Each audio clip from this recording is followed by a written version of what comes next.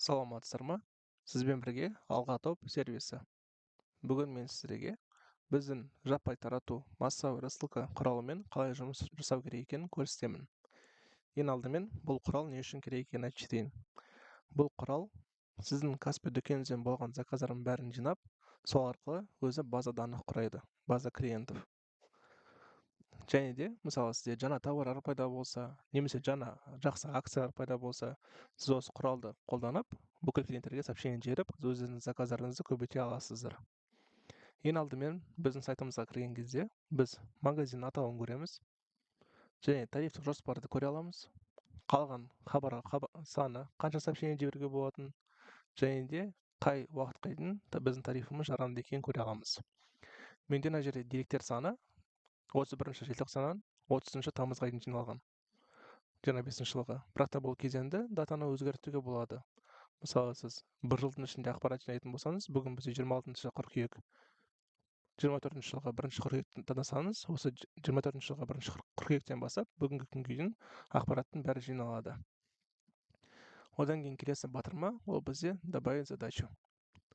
Бұл жерде және де қайтадан дата шығады. Мысалы, осы деректерді жинап, басқа дата бойынша сообщение жібергіңіз келсе, мысалы, мына жерде айтайық, мысалы 1 наурыздан деп таңдауға болады. 1 наурыздан 30 тамызға дейін сообщениелер жіберіледі 25 жылғы. Деректерді жинап, содан кейін содан сообщение жіберуге болады, нақты айтсақ. Екіншісі бізде категория. Бұл бізде категориялар Каспида қалай оратылған, біздің сервисте дәл солай. Мысалы, және под категория ашуға болады. Егер де сіз тек қана киімдер сататын болсаңыз, және де сізде жаңа тауарлар тек қана еркектерге арналған киімдер пайда болса, мысалы мужчинам, осыны таңдап, тек қана сіз осы еркектердің киімін заказға берген адамдарға ғана сообщение жібере аласыз, осы категорияны таңдап. Егер де бұл жерде біз түк таңдамасақ, бізде сообщение бүкіл заказдар бойынша жіберіле береді. Одан кейін қалаларды таңдауға болады. Өзіңізге заказға берілген, мысалы сізде Астана қаласынан көп заказдар берсе, сол жерден іздеп таба аласыз Астана қаласын, немесе мына жерге теріп жаза аласыз Астана деп. Және де минимальное количество покупок клиентам деген, мысалы сізде бір клиент бізде мысалы бірнеше заказ оформлять етсе, мысалы сіз тек қана соларға сообщение жібере аласыз. Мысалы бір клиенттен тек қана 5 заказдан бастап оформление болса, тек қана сол клиенттерге сообщение жібергіңіз келсе, сіздің постоянно клиенттеріңізге осы таңдай аласыздар. Менде тек қана бір бола берсін. Бір заказдан болған клиенттерге бәріне сообщение жіберілсін. Одан кейін создать заявку деп басамыз да, сәл уақыт күте тұрамыз. Бізде ақпарат жиналды. Мына ожидается оплата жазылып тұр. Және де бізде мына жерде статистика бар. Бұл жерде бізде қай қаладан заказы көп болғанын көре аламыз. Және де қай категорияны бізден заказға көп бергенін көре аламыз. Және топ 10 бізден заказға берген клиенттерді көре аламыз. Клиенттер санын. Мына жерде бәрі жазылған. Одан кейін теңгемен жіберу дегеніміз сол оплатаны жасау. Оплата жасалынды. Енді таратылымды баптауды басамыз. Ол сообщениені настройка жасау деген мағына. Ең бірінші біз көретініміз ол біздің шаблон. Бұл шаблонды біз өзімізге қалай ыңғайлы солай өзгерте аламыз. Және де бізде переменная деген бар. Ол бізде shopname деген, мысалы сіздің дүкеніңіздің атауы, бізде ол ИП Қойшыбаев. Username деген сіздің клиентіңіз заказға берген сол клиенттің аты болады.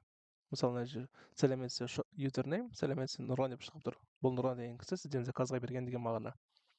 Және де shop items link деген, ол сіздің тауарларыңызға арналған ссылка, Каспи дүкеніңіздің. Одан кейін біз время начала рассылки и время конца рассылки деген бар. Ол осы уақыт аралығында сообщение жібереді деген мағына. Мысалы, менде таңғы 9-дан кешкі 8-ге дейін тұр. Бұл настройканы толықтай өзіңіз жасай аласыз. Мысалы, өзіңізге қалай ыңғайлы, солай қоя аласыздар. Және де егер де сіз бізде авторассылканы қолданатын болсаңыз, ол жерде сіз өзіңіздің номеріңізді таңдай аласыз. Мысалы, сіз уже дайын номерді өзіңіз баса саласыз. Егер де сіз автор жіберу бізде құралын қолданатын болсаңыз. Және де егер де басқа номер енгізгіңіз келсе, добавить номер батырмасын басып, мына жерге номерді енгізесіз.